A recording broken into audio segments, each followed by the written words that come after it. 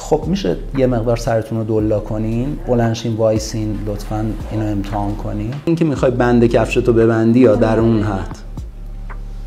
الان میاد. شروع شد.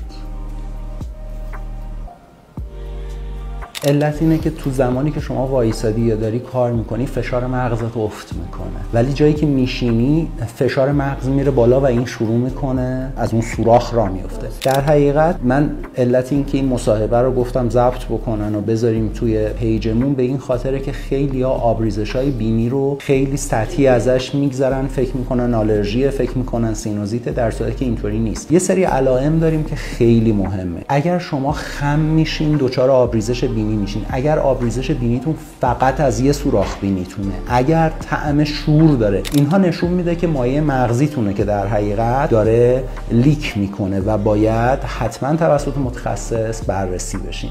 دچار در حقیقت یک سقوطی در سن 2 سالگیشون بودن، شکستگی قاعده جمجمه در اون زمان داشتن، هیچ علائمی نداشتن، به دنبال یک عطسه‌ای که میکنن. درست گفتم دیگه، چند سال پیش این اتفاق میفته، خوب میشه و الان موندگار شده. توصیه‌ای که دارم لطفاً عطسه سرفه هاتون رو کنترل نکنید، بینیتون رو نگیرید موقع عطسه کردن که صداشو خفه کنید، با دهان باز عطسه کنید که این فشار تخلیه بشه. ممنونم ازتون.